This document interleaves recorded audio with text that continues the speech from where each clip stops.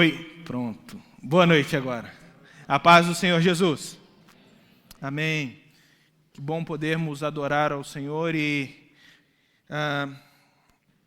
permitir que cada música, cada canção, cada palavra inunde o nosso coração e depois de inundar o nosso coração, flua por meio dele para encontrar o Senhor nas alturas e então ele ser exaltado através de cada palavra, de cada frase que nós cantamos. Como é bom podermos fazer isso em comunidade. Nós estamos, irmãos, nessa jornada através da carta de Paulo aos Efésios. A nossa proposta é trabalharmos esse tema, o poder do Evangelho para a transformação. E eu convido você a abrir a sua Bíblia comigo no texto de hoje, que é a carta, então, de Paulo aos Efésios, no capítulo 5. Abra comigo a sua Bíblia em Efésios, capítulo de número 5. Eu vou ler a partir do versículo 22.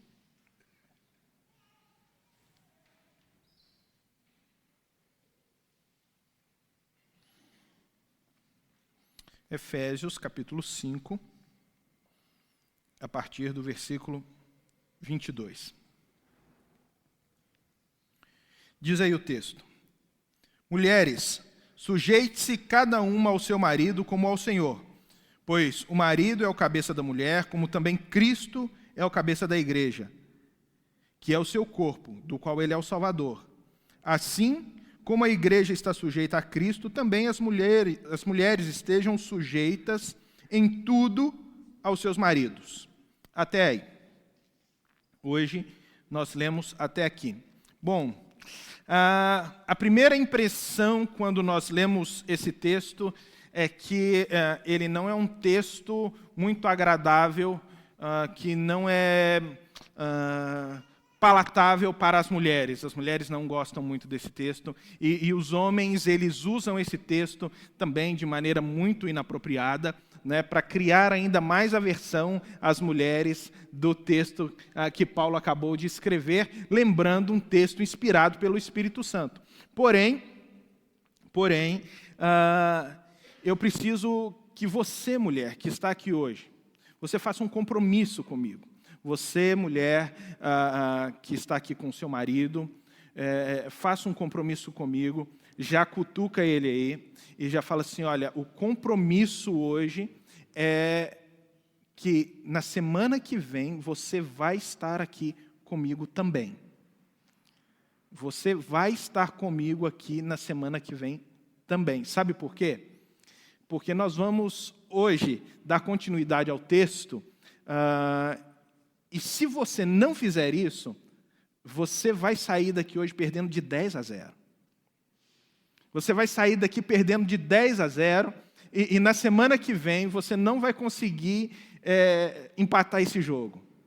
Se você não vier, você não vai conseguir empatar esse jogo. E, na verdade, o texto hoje, ele fala muito a respeito das mulheres, mas também nos ensina, homens, o que esperar de uma mulher, como avaliar uma mulher, e mais, nos ensina como nós devemos conduzir a nossa relação para que as nossas mulheres alcancem esse perfil que a Bíblia traça sobre uma mulher virtuosa, uma mulher de Deus. Ou melhor, o texto aqui está falando sobre uma mulher cheia do Espírito Santo. Na semana passada, nós falamos a respeito de uma vida cheia do Espírito. É isso que Paulo estava tratando nos versículos anteriores. Ele vai dizer, não vos embriagueis com vinho, no qual há dissolução, mas enchei-vos do Espírito. E ele vem falando sobre o enchimento do Espírito, justamente porque ele quer agora citar exemplos de uma vida cheia do Espírito. Porém, nós como igreja, no decorrer dos anos, dos séculos e das experiências pessoais, místicas, transcendentais, nós começamos, às vezes, a colocar as experiências do Espírito de Deus com a humanidade, com a igreja dentro de uma caixinha e fazer dessas experiências apenas um tipo meio que umas experiências psicológicas, vamos colocar assim, de histerismo e de histeria dentro da igreja, que Paulo não relata de fato como uma experiência legítima do Espírito Santo. A igreja começou a interpretar experiências com o Espírito como pessoas caindo, pessoas correndo, pessoas colando na parede, pessoas plantando bananeira, pessoas fazendo um monte de coisas que ficou conhecido como, uau, igreja cheia do Espírito. Pessoas gritando, pessoas rindo, pessoas com histerias. Tá, ok, você teve essa experiência para você foi legítima, ok, eu não quero ofender a sua experiência em momento algum. Eu só quero dizer para você que a Bíblia não me pede para dizer ou crer que essa experiência ela é vinda do Espírito. Ela manda eu crer que a experiência vinda do Espírito é justamente essas que Paulo passa a relatar a partir de agora. Então ele vai dizer, você quer ser cheio do Espírito? Quer realmente ter uma vida abundante do Espírito Santo? Você quer mostrar ao mundo que você é cheio do Espírito? Então ele vai começar justamente com você, mulher, dizendo, mulheres, sujeitem-se cada uma ao seu marido. É claro que depois ele vai continuar trabalhando as nossas relações. É porque é justamente nas nossas relações que essa presença do Espírito ela é sentida, ela é perceptível, porque Jesus vai dizer, nisto conhecerão que sois meus discípulos, quando vos amardes uns aos outros. É nessa troca de experiências, de amor, de relacionamento, sabe, de entrega, que o Espírito Santo pode ser sentido, ele pode ser palpável e ele pode ser apresentado ao mundo de forma poderosa. Então Deus vai usar Paulo agora justamente para trabalhar as mulheres, depois ele vai trabalhar os homens, depois ele vai trabalhar os pais, depois ele vai trabalhar os filhos, depois ele vai trabalhar os patrões, depois ele vai trabalhar um pouco dos funcionários, e ele vem trabalhando geralmente nessas perspectivas relacionais mais básicas e fundamentais que nós encontramos dentro da sociedade, mostrando que o Espírito de Deus ele está agindo por meio da igreja e dentro do nosso coração, justamente para equalizar, para poder equilibrar os nossos relacionamentos e assim nós mostrarmos ao mundo que temos um Deus glorioso, um Deus que existe e que é glorioso. E aí, por que relacionamentos são tão importantes para Deus? Você já se perguntou por que Deus então derrama o Espírito Santo dele justamente para mostrar que a igreja ela é esse lugar onde as relações elas acontecem em um outro nível, em um nível onde existe sim o derramamento poderoso do Espírito Santo? Porque Deus é um Deus relacional. A essência de Deus é de relacionamento. Deus é um Deus trino. Ele é um Deus uno e trino. Ele é um Deus único, mas ele é formado por 3 pessoas, Pai, Filho e Espírito Santo, trabalhando nessa economia de forma perfeita. Deus é sempre uno e trino. Ele sempre trabalha de uma maneira perfeita na sua relação pessoal com as 3 pessoas da Trindade. Quando ele vai criar o ser humano, ele fala, façamos o homem conforme a nossa imagem, segundo a nossa semelhança. É o Deus trino falando a respeito da construção do ser humano, da condição do ser humano. E ele transforma, ou melhor, transfere para o ser humano aquilo que faz parte do seu ser. daquilo que faz parte da sua semelhança, ou seja, faz parte do próprio ser divino, que é justamente essa característica relacional que nós temos. Nós precisamos de outras pessoas, nós precisamos de outros indivíduos com quem nós nos relacionamos, e então a nossa felicidade acontece de maneira coletiva. É muito legal ficar feliz. É muito legal ter sucesso em alguma coisa.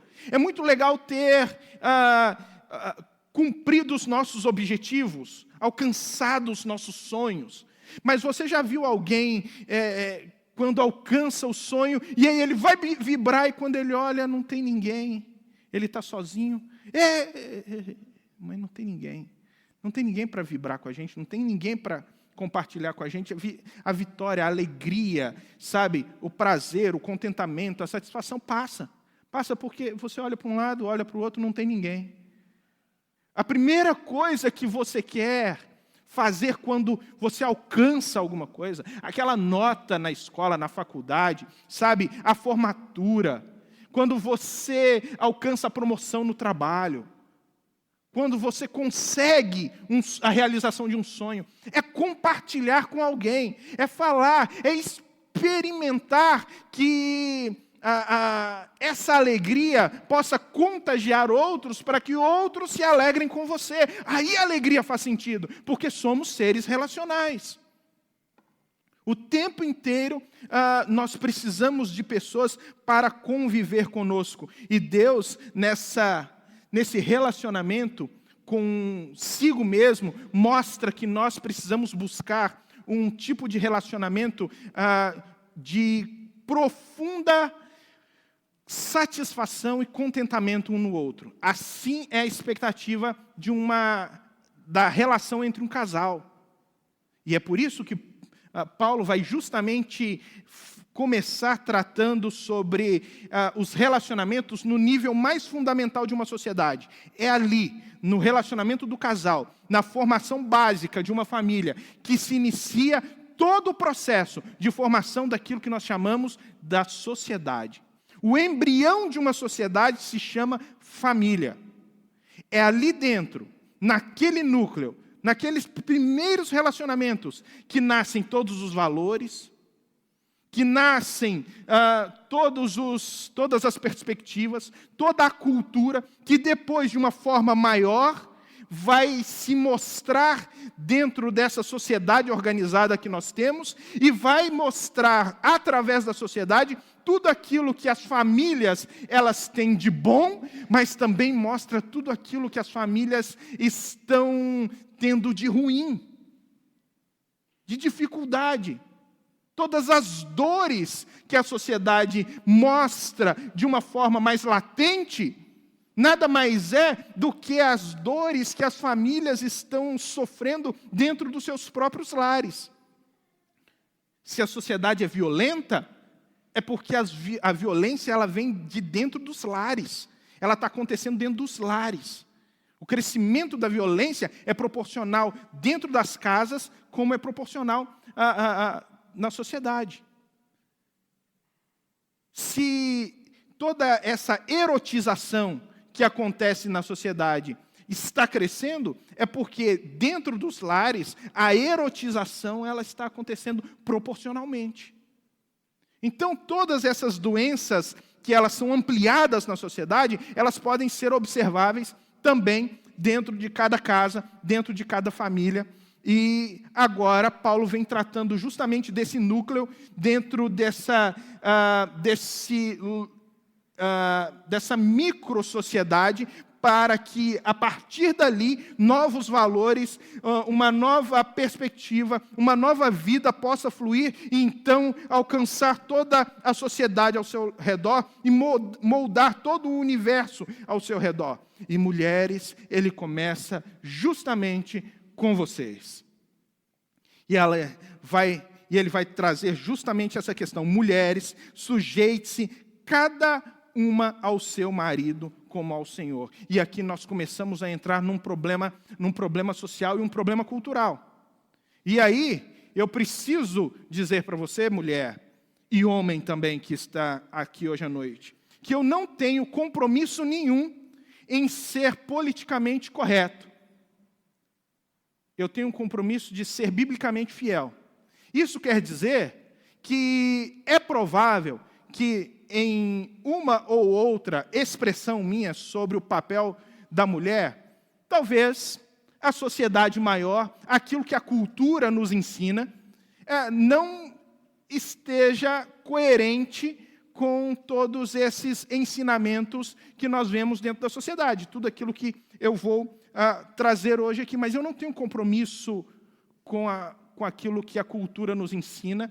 Eu tenho um compromisso com as Escrituras, e por mais que a cultura tenha muita coisa boa, e a cultura seja uma porta maravilhosa de entrada, tá, para o Evangelho, de acesso do Evangelho à vida das pessoas, a cultura também tem muita coisa que precisa ser desafiada. Uma delas é justamente esse pensamento de que sujeição e mulher não pode ser dito numa única frase, numa mesma frase, porque senão você está sendo opressor, você está sendo sexista, você está dividindo os gêneros, separando e tornando o ser masculino melhor do que o ser feminino.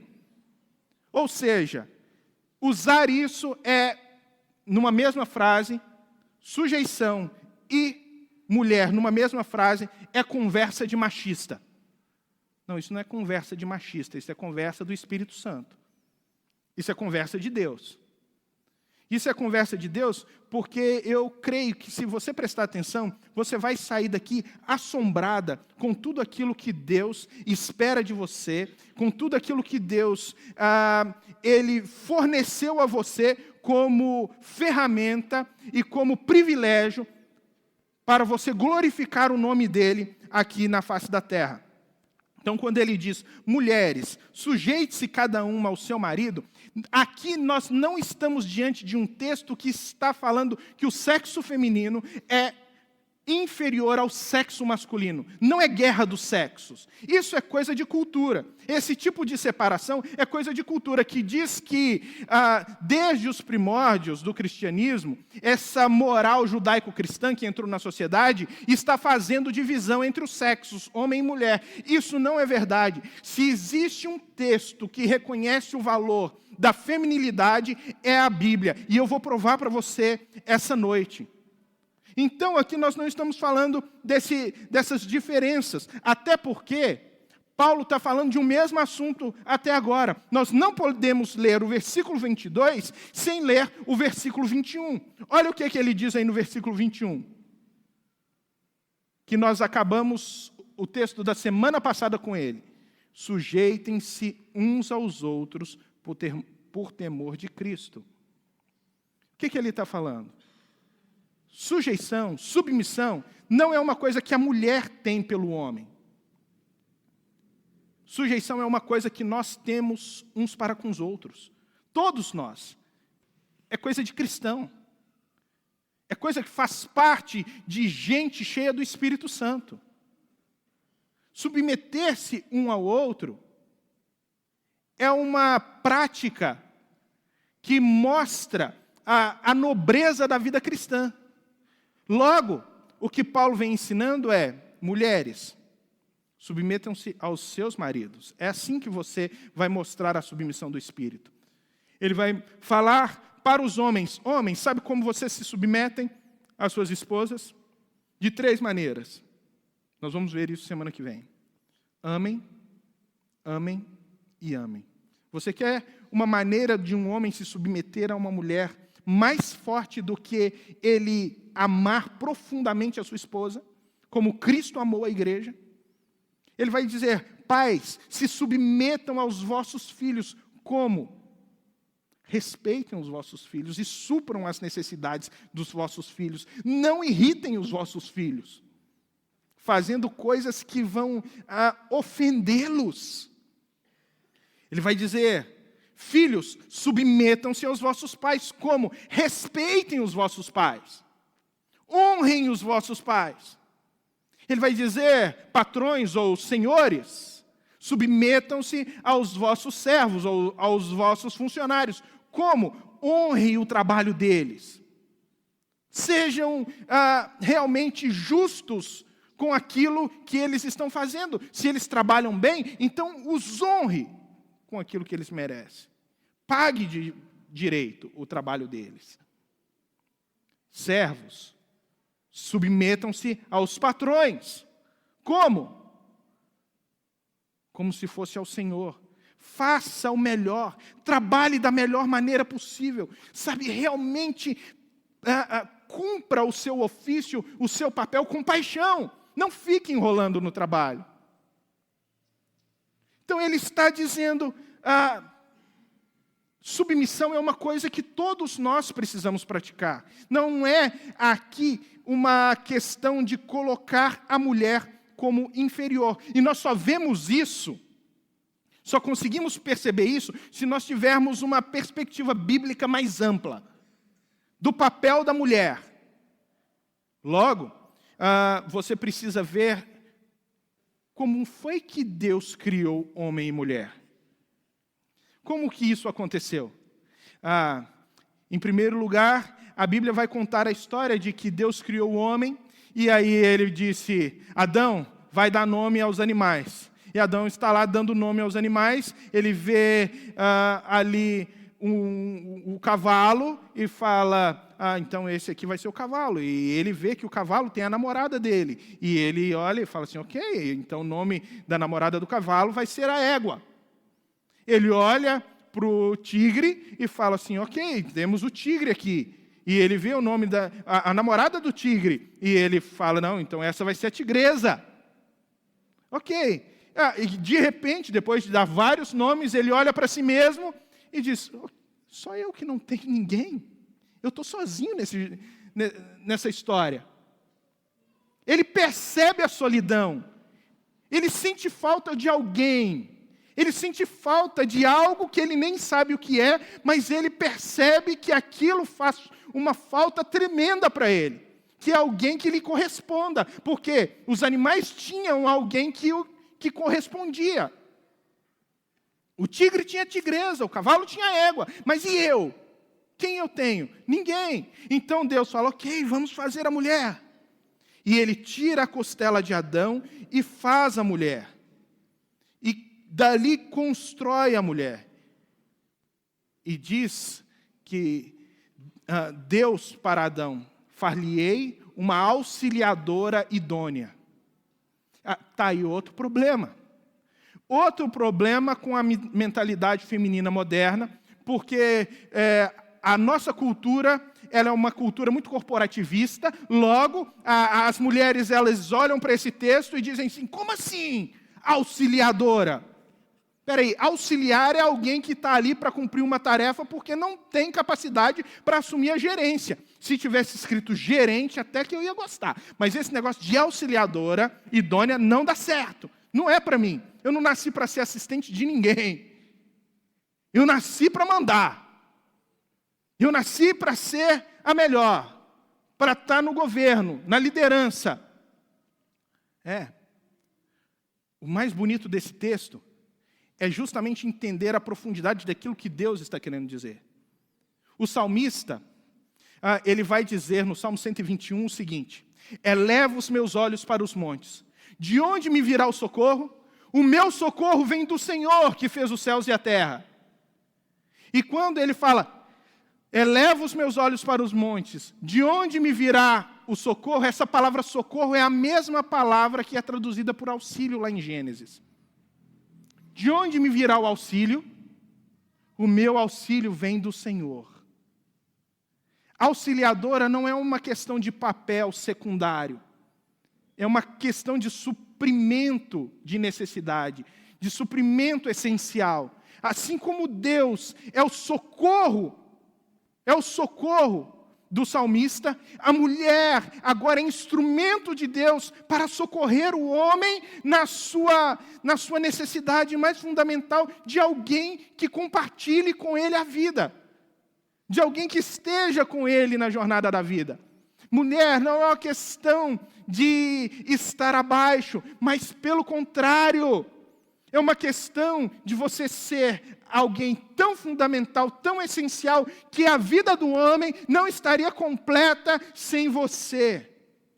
Por isso ela é auxiliadora. Essa mesma palavra é usada por Jesus quando ele vai dizer assim, eu estou indo para o Pai, mas eu não vos deixarei órfãos, eu vos enviarei o Consolador. Que também pode ser traduzido por auxiliador. É a mesma palavra, é a mesma intenção. O Espírito Santo é o auxiliador da igreja. Ele entra para suprir a igreja, para socorrer a igreja. A mulher, ela entra justamente com esse papel fundamental de socorrer o homem. E essa mulher não é só essa auxiliadora, ela lhes corresponde. Esse corresponder significa que ela é uma pessoa que fica de frente para outra pessoa e olha no olho como igual. Ela não está abaixo, ela não está acima, ela não está atrás, mas também não está adiante, ela está ao lado, ela está como coigual, um olhando no olho do outro. Por quê? Porque os dois, agora, eles são fruto da mesma ação, do mesmo poder divino, que constrói o ser humano e diz, vocês dois, carregam em si a imagem e semelhança de Deus. Não é mais um, nem menos outro. Os dois carregam em si a semelhança de Deus. No entanto, isso não quer dizer, irmãos, que nós não temos papéis diferentes. A Bíblia mostra que somos iguais, mas temos papéis diferentes. Como eu disse, os relacionamentos humanos, eles são reflexo do relacionamento divino, o relacionamento que Deus tem com Ele mesmo nas três pessoas. Sabe, você está cansado de dizer que Deus, Pai é o Deus Criador, Deus Filho é o Deus Redentor e Deus Espírito Santo é o Deus Consolador. Você está vendo justamente os três que agem de uma única maneira, que agem unidos em tudo que fazem, mas que carregam no ato da sua relação com as coisas criadas em papéis diferentes. Deus Pai é o Criador, mas se você perceber, o Deus Espírito Santo está envolvido na criação, o Deus Filho está envolvido na criação. Se você vê, o Deus Filho é o Redentor, mas se você perceber a história da redenção, ela é construída por Deus Pai, e o Deus Espírito Santo é extremamente necessário para poder produzir a redenção no coração do ser humano.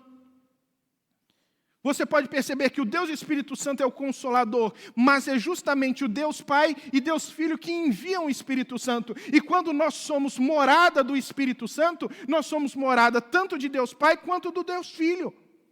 Porque eles agem em papéis diferentes, mas eles agem juntos. Sabe, nós damos o nome disso de equipe. Todo mundo age junto em prol de um mesmo objetivo, mesmo tendo papéis distintos, papéis que são um pouco diferentes. E é justamente isso que acontece no papel entre homem e mulher. Por isso, Paulo vai dizer, mulheres, sujeitem-se cada uma ao seu marido. E o melhor, não é mulheres, sujeitem-se aos homens. É sujeite-se ao seu marido. Ele está falando de relacionamento. Ele não está falando aqui a respeito de diferenças entre os sexos. Ele está falando do papel dos sexos dentro da relação familiar. Então, sujeite-se cada um ao seu marido, pois o marido é o cabeça da mulher, como também Cristo é o cabeça da igreja. Assim como Cristo, ele assumiu a responsabilidade por conduzir a igreja, por ser esse que direciona a família da igreja, o homem tem essa responsabilidade de conduzir a casa, de direcionar a casa, mas tudo isso ele precisa assumir com a instrução do Senhor. Ele precisa estar debaixo do governo de Cristo, em primeiro lugar. Então, assim como a igreja está sujeita a Cristo, também as mulheres estejam sujeitas em tudo aos seus maridos. Assim como a igreja tem confiança no marido, assim em Cristo, a mulher precisa ter confiança no marido, mas também precisa ter entrega. E sabe, mulheres, o seu marido, ele precisa de uma coisa que é fundamental para ele se sentir homem e assumir o papel dele. E aqui está o grande problema. Sabe por quê? Porque quando Deus cria Eva para Adão, Ele olha para Adão e diz assim: não é bom que o homem esteja só. Não é bom que o homem esteja só.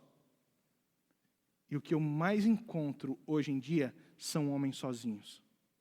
Não estou falando solteiro. Estou falando de gente casado. Sozinho. Sozinho porque não joga com parceira. Não tem parceria. Tem disputa.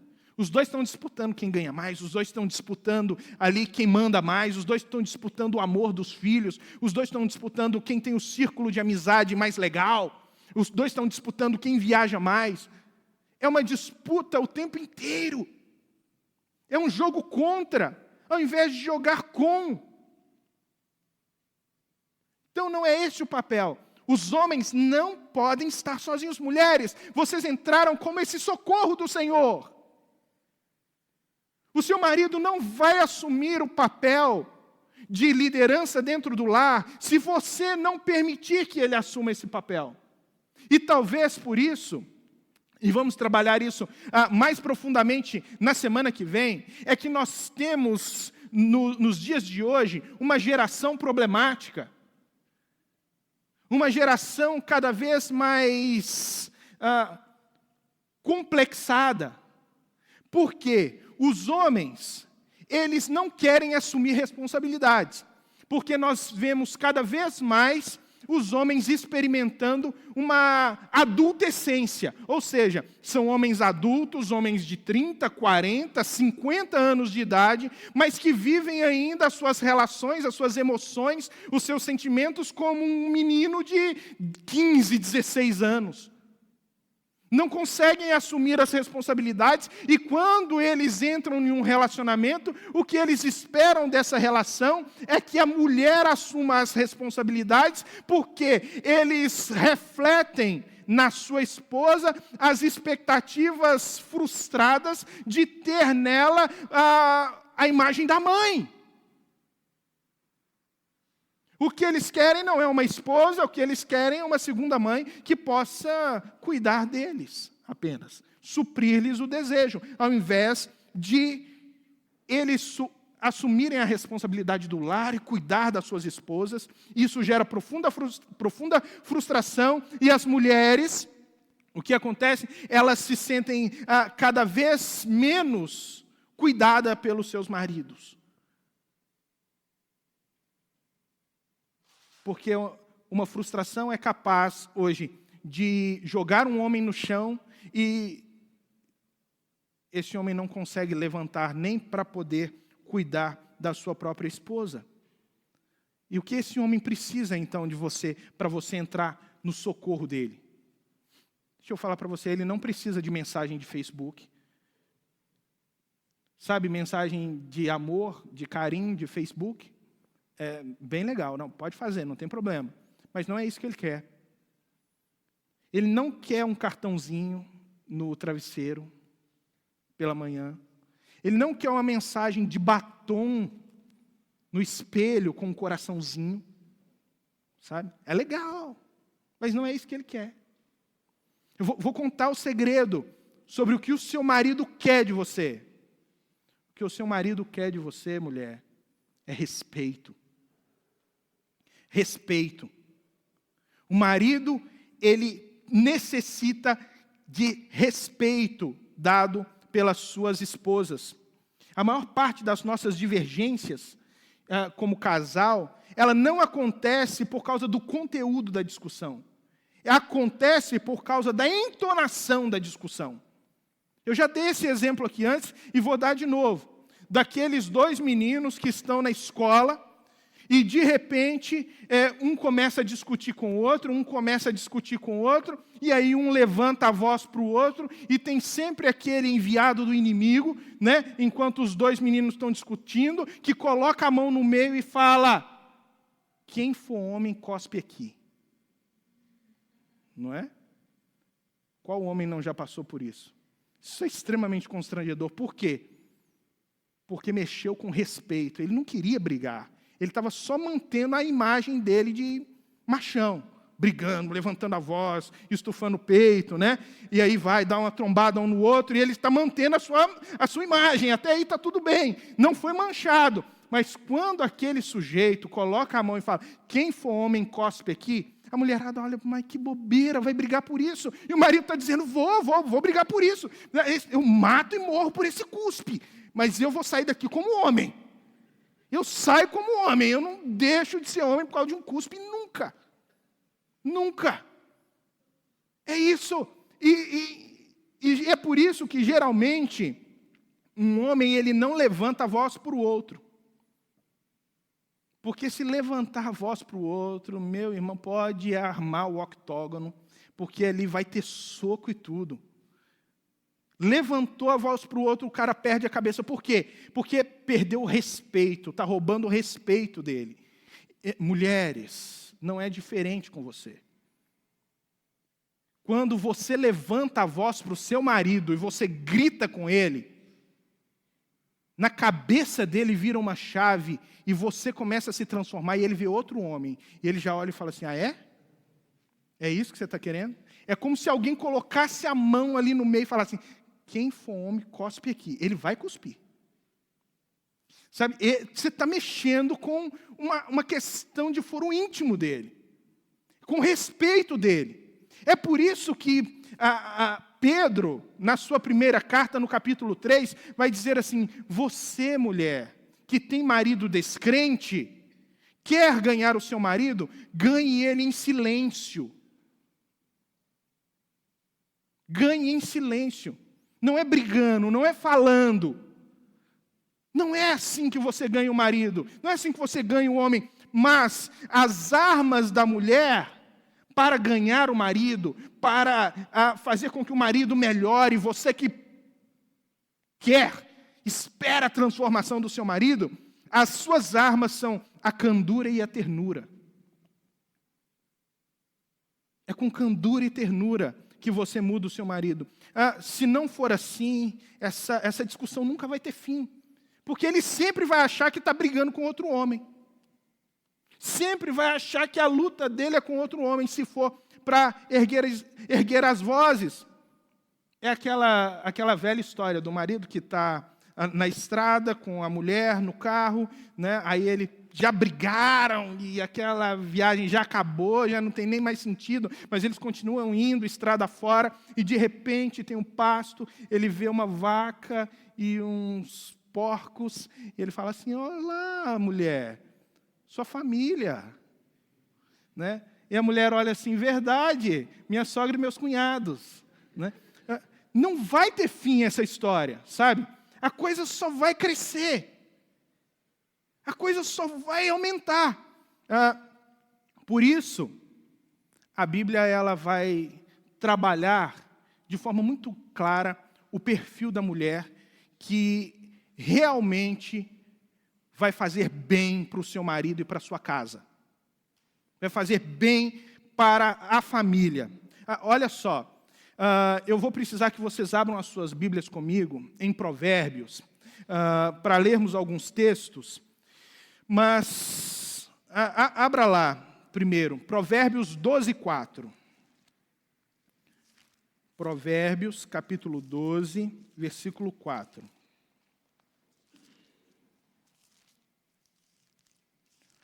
Logo depois do livro dos Salmos, Provérbios 12, 4.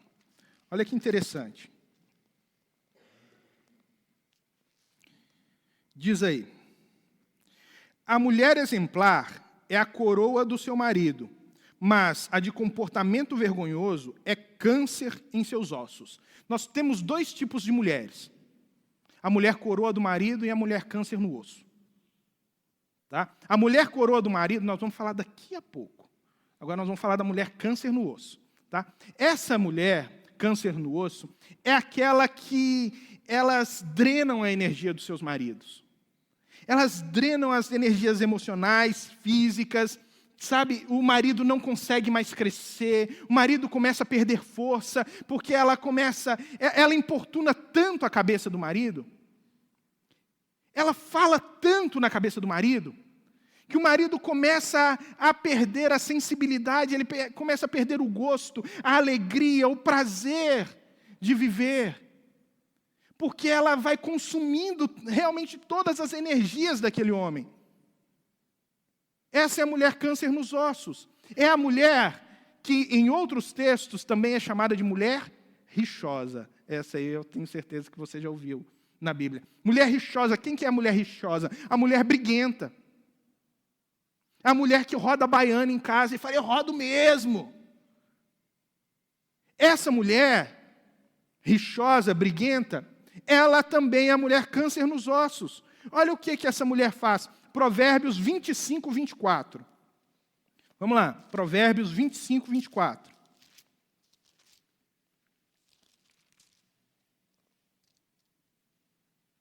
Olha o que ela faz aí. Melhor é viver num canto sob o telhado do que repartir a casa com uma mulher briguenta.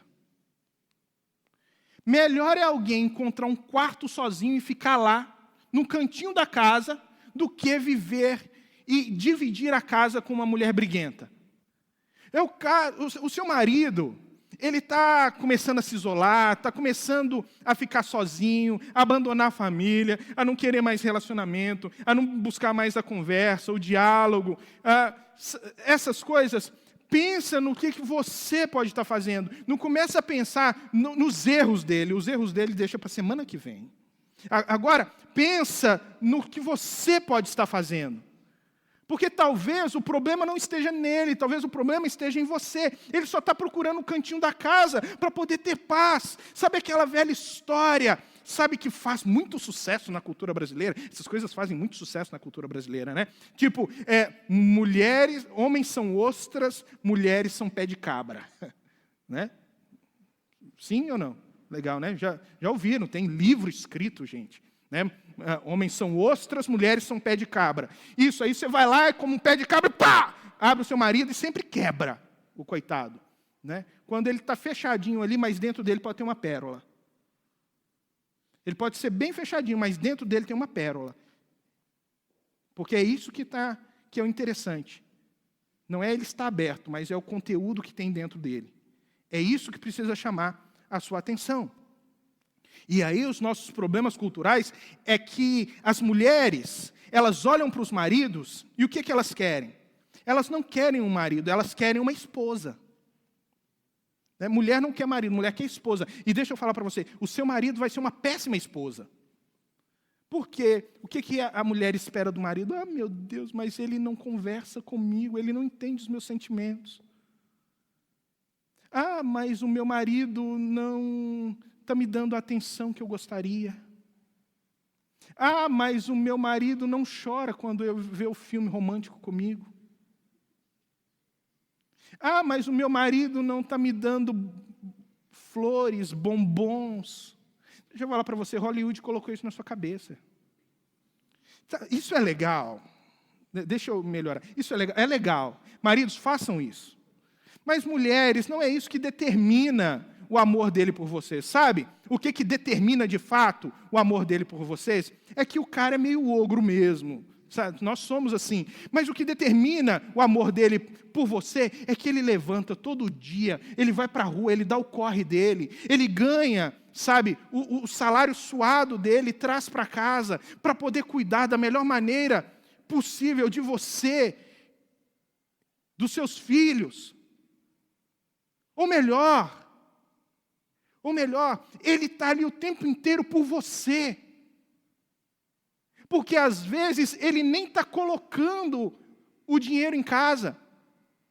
Porque numa sociedade como a nossa, a mulher hoje ela pode ser a supridora do lar. Isso não é problema. Mas ele está ali por você. Ele está cuidando de você, Ele está te abraçando, Ele está, zelando pelos seus medos. Ele é aquele grandão que abraça você e faz com que o medo passe.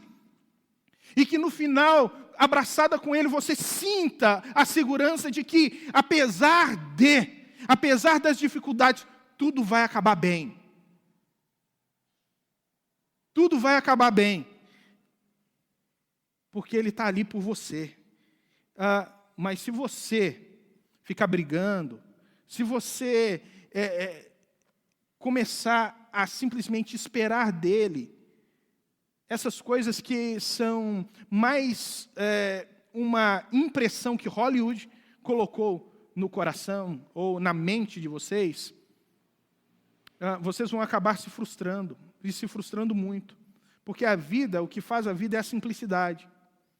O que faz a vida não é a caixa de bombom, o que faz a vida é o beijo de bom dia.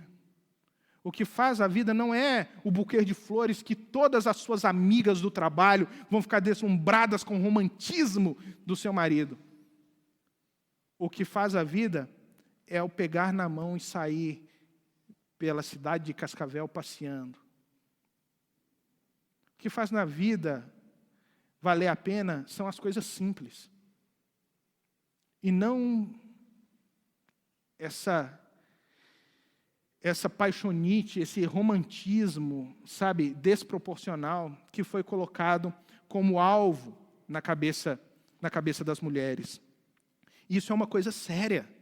É tão sério que eu quero que você abra a sua Bíblia, volta aí alguns capítulos, capítulo 21, versículo 9. Olha só, 21, versículo 9. Diz assim: melhor é viver num canto sob o telhado do que repartir a casa com uma mulher briguenta. Opa, peraí. Não, eu não li o mesmo texto. São textos diferentes, falam a mesma coisa. É para você perceber que isso é sério. Mulher, é para você perceber que essa coisa é séria. A Bíblia está falando 2 vezes a mesma coisa para você entender que essa situação é grave. A mulher briguenta é como câncer no osso, ela está roubando todas as energias do marido. Como que ela rouba as energias do marido? Acabando com a credibilidade e a dignidade dele. Ela vai minando a imagem dele. Ela vai aos poucos falando para ele todos os defeitos dele, colocando e jogando na cara dele todos os defeitos dele, como se ele tivesse só defeitos. Ele não tivesse nada de bom. E o pior, ela não faz só isso. Ela aponta para os filhos e fala assim: ó, é isso que você quer ser quando você crescer? Eu espero que você seja diferente do seu pai, hein? Você tem que ser homem, menino, e não aquilo que seu pai é. Você quer acabar com o seu relacionamento? Só fala mal do seu marido. Você quer acabar mais rápido ainda? Fala mal do seu marido para os seus filhos. Você quer acabar com o seu relacionamento assim? Fala mal do seu marido para ele, para os seus filhos, e ainda fala mal do seu marido para as pessoas que estão em volta dele. Você vai acabar com ele. Você vai minar ele, você vai destruir o seu marido. Qual é a imagem que você conserva do seu marido? Olha só, Provérbios 19, 13. Vamos lá. Provérbios 19, 13. O filho tolo é a ruína do seu pai, e a esposa briguenta é como uma goteira constante. Aqui, a mulher rixosa, que é a mulher câncer no osso, vira a mulher goteira. O que é a goteira? Sabe, a goteira é insuportável, gente. Você já tentou dormir quando está chovendo e tem uma goteira em cima de uma lata? Vai lá. Pim, pim, pim, pim. Quem aguenta dormir com esse barulho? Ele está falando, mulher, não fica falando. Você pode ficar repetindo a mesma coisa, a mesma coisa, a mesma coisa, a mesma coisa, a mesma coisa. Não vai mudar. A única coisa que vai fazer é a vida se tornar insuportável. E eu não estou falando que você não pode falar. Pelo contrário, você deve falar. falar tudo aquilo que você não está gostando. Então não é aquilo que você fala, mas é como você fala. É como você fala. Você precisa falar dando a ele todo o crédito, toda a honra, todo o respeito por ser marido, por ser o homem, o líder da casa. Honre o seu marido o tempo inteiro. E a mulher briguenta, se você acha que atrapalha só a vida do marido, não é. Mulher briguenta cria filho tolo.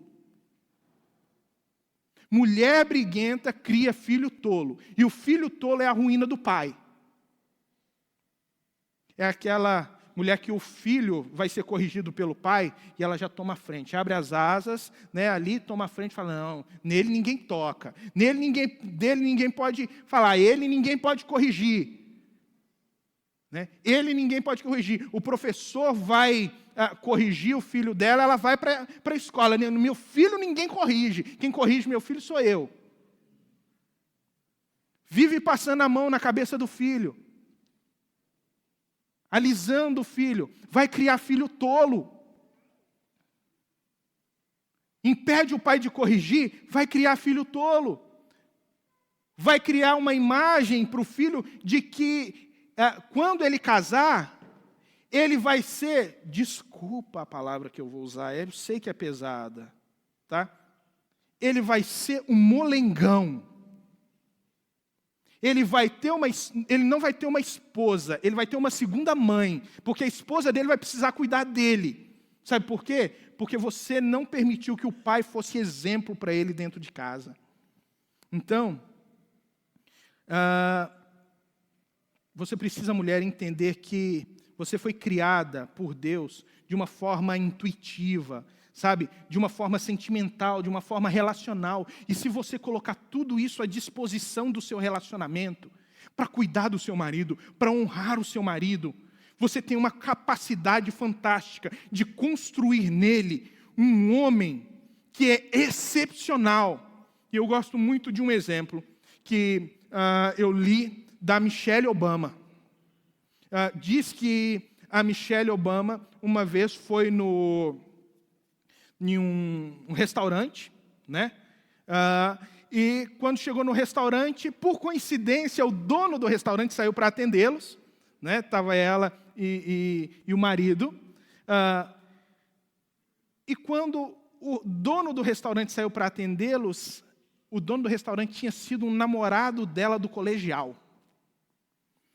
E ele começou a atender ela com todo o carinho, atendê-la com todas as honras da casa, e deixou o Obama, presidente, meio de lado. E o cara começou a ficar meio enciumado com aquilo. E quando o camarada saiu, o Obama olhou para Michelle e disse assim, então ele foi seu namorado? Ela falou, foi. Entendi. Então quer dizer que se você tivesse casado com ele lá no colegial, hoje você seria dona de um restaurante. Ela falou assim, não, querido. Se eu tivesse casado com ele no colegial, ele seria presidente dos Estados Unidos. Né? Tudo depende, mulheres, daquilo que você quer construir no seu marido. Quais são as suas expectativas? Não é uma questão apenas de colocar à disposição da sua relação todos os dons que Deus deu para você, mas é você agir intencionalmente para o bem dele, como auxiliadora idônea, como socorro vindo do Senhor para a vida dele. Porém, nós temos uma imagem pós-moderna de que mulher forte é mulher briguenta, é a mulher rixosa. Isso nasce desde o movimento feminista dos anos 60, que, a princípio, claro, nasceu com boas expectativas, era justamente combater o machismo. Mas na tentativa de combater um extremo, se tornou outro extremo. E os extremos são perigosos.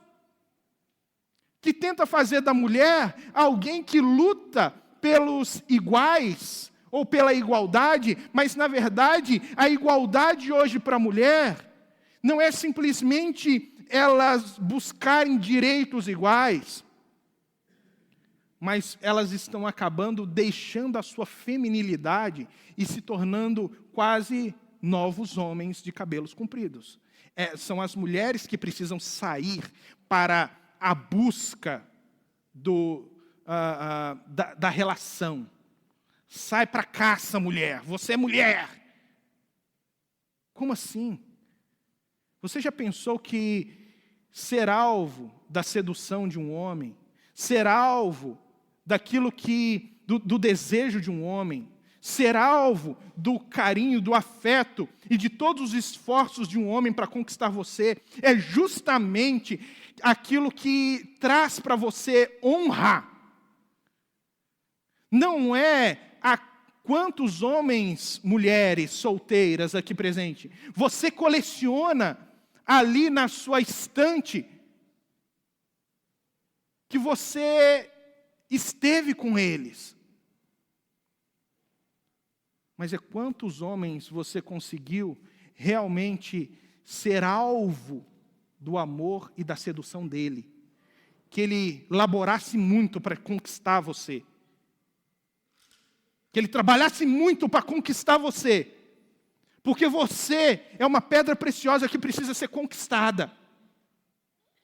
E não mais uma que está aí fora, simplesmente se doando. Como que isso acontece, irmãos? Não é só por conceitos culturais, como por exemplo do feminismo, mas também nas nossas relações de amizade. Mulheres, a quem você tem ouvido? Quem é que aconselha você nos momentos de dificuldade nas relações? Com quem você conversa? Deixa eu ler mais um texto aqui para você. Provérbios, aí, 13 e 20. Olha só, 13 e 20. Diz aí: aquele que anda com os sábios será cada vez mais sábio, mas o companheiro dos tolos acabará mal. Para quem que você está pedindo, mulher, conselho? Para alguém que vai instruir você segundo as Escrituras, que vai se aplicar realmente a falar com você a verdade, não só sobre aquilo que você acerta, mas também onde você erra, e tem todo o carinho, amor por você, para apontar os seus defeitos, para apontar em você aquilo que precisa ser melhorado, e mais, não apenas apontar, ter a capacidade e a generosidade de sentar com você, e através das Escrituras, trabalharem juntos, para que juntas vocês possam crescer no Senhor. Nós precisamos de mulheres assim. Paulo vai escrever a Tito que as mulheres mais velhas deviam ensinar as mulheres mais jovens. Isso se chama mentoria. Uma coisa que nossa sociedade perdeu. As mulheres mais velhas hoje estão tão ativas com elas mesmas, ou com Facebook, ou com outras coisas, que elas já não têm mais tempo para ensinar as mais novas a respeito de relacionamento, cuidado com filhos, cuidado com o marido, sabe, a profissão também. Como ser uma mulher verdadeiramente digna. Mas tem a mulher coroa do marido. E para isso nós encerramos lá em Provérbios capítulo 31. E eu quero mostrar para você, mulher, que quando você se submete, o que você tem de resposta, de retorno é honra. Honra, tá? Olha aí. Provérbios 31, 10. Diz assim: a esposa exemplar, feliz quem a encontrar. É muito mais valiosa que os rubis. Se o marido tem plena confiança nela e nunca lhe falta coisa alguma, ela só lhe faz bem e nunca mal todos os dias da sua vida. Essa mulher aqui, irmãos, é aquela mulher que não é a mulher rixosa, não é a mulher câncer no osso, não é a mulher goteira. Essa aqui é a mulher coroa do marido. Ela só faz bem para ele. Ela dá respeito para ele. E à medida que ela dá respeito para ele, ela tem em troca honra. E vou provar para vocês. Olha só, ela só faz bem, nunca faz mal para o seu marido. Diz o texto, ela trabalha, ela escolhe a lã e o linho e com prazer trabalha com as mãos. Como os navios mercantes, ela traz de longe as suas provisões, ela está fazendo o trabalho diário, a organização da casa, ela está suprindo o lar, como as mulheres aqui fazem, elas dão corre delas, elas entram dentro de casa, colocam pão dentro de casa, diz que antes de clarear o dia, ela se levanta, prepara comida para todos os de casa e dá tarefas às suas servas, ela avalia um campo e compra, com o que ganha, planta uma vinha, entrega-se com vontade ao seu trabalho, seus braços são fortes e vigorosos, administra bem o seu comércio lucrativo e a sua lâmpada fica acesa durante a noite. Essa mulher aqui, ela trabalha o tempo inteiro, ela está sempre disposta a contribuir com o marido numa ação de equipe. Ela administra, ela trabalha, ela ama, ela cuida, ela respeita. O tempo inteiro ela está junto. Olha só, nas mãos segura o fuso e com os dedos pega a roca. Ela está costurando em casa, para que não tenham gastos desnecessários. Acolhe os necessitados e estende a mão aos pobres. Ela é generosa, ela não trabalha apenas para ver as suas próprias necessidades, ela cuida do seu e cuida de outros também. Não teme por seus familiares quando chega a neve, pois todos eles vestem agasalho. Ela está cuidando do bem-estar dos seus filhos, daqueles que estão na sua casa. Faz cobertas para a sua cama, veste-se de linho fino e de púrpura. Ela não cuida apenas dos outros, ela cuida da casa e cuida de si mesma. Está sempre cuidando de si mesma. Olha só, essa mulher, seu marido é respeitado na porta da cidade, onde toma assento entre as autoridades da terra. Sabe por que o marido dela é respeitado? Porque ela aprendeu a respeitar o marido. Não existe um homem respeitado que a mulher não o respeite. Não existe um homem que é respeitado que a mulher não o respeite. Então esse homem aqui era respeitado pela sua esposa. Olha só, ela faz vestes de linho e vende, fornece cintos aos comerciantes, reveste de força e de dignidade, sorri diante do futuro. Ela também está sendo cuidada pelo marido. Ela cuida e está sendo cuidada. Olha só, fala com sabedoria e ensina com amor. Cuida dos negócios e da sua casa e não dá lugar à preguiça. Essa mulher que respeita e que cuida. Olha o resultado para ela. Seus filhos se levantam e a elogiam. Ela é elogiada pelos filhos. Ela é honrada pelos filhos.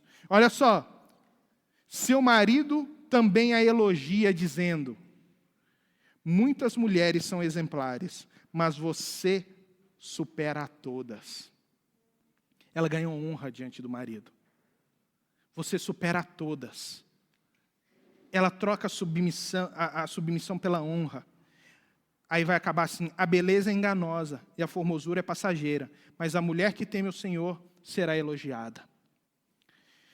Mulheres, vocês são pela cultura influenciadas a olhar a beleza, e isso é um ponto importante sim, porque essa mulher também cuidava da sua beleza.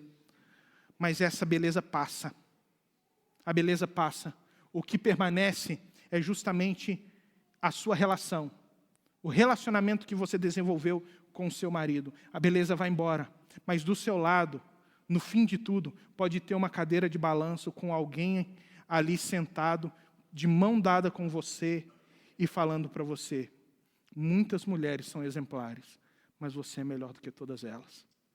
Você é melhor do que todas elas. Meninas solteiras aqui presentes, escolham bem o marido de vocês. Façam uma boa escolha.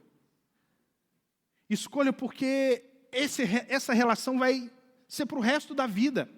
E mais, escolham bem porque você vai ter filhos com esse homem. Então pensa o seguinte: os filhos que você vai ter com ele vão ser xerox, miniaturas, correndo por aí. Você fala assim: vale a pena reproduzir isso no mundo? Né? Pensa sobre isso. Tá? Você, jovens solteiros que estão aqui, que a cultura fala para você: seja o galã, seja o pegador, seja o melhor. deixa eu falar para você, não jogue o respeito fora. Porque se você jogar o seu respeito hoje fora, amanhã você não vai ser respeitado. E sabe, você vai se arrepender muito na sua vida por você não ser respeitado. Mas você não vai ser respeitado porque você não se dá ao respeito. E quem não se dá ao respeito, não deve ser respeitado. Porque quem acha que outro ser humano é apenas um objeto para sua autossatisfação, não é digno realmente de respeito. Só é respeitado quem respeita. Então respeite, honre a Deus. E no seu relacionamento futuro você vai encontrar uma pessoa que realmente vai honrar você e vai respeitar você. Se você tem feito coisas que não agradam tanto você, menina, quanto você, rapaz, hoje aqui, ainda há tempo de mudar essa história. Isso se chama arrependimento. Arrependimento. Se você não trouxer Cristo para dentro do seu coração e permitir que Ele entre e transforme a sua vida, você não só não terá o respeito das pessoas hoje, como você não vai ter o respeito das pessoas o resto da sua vida.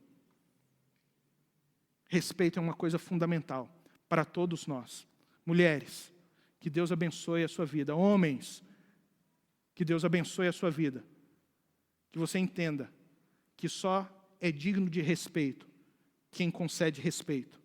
Que submissão é uma coisa que nós esperamos da esposa, mas que as esposas também esperam de nós. Que Deus nos abençoe. E mulheres, por fim, não se esqueçam do compromisso.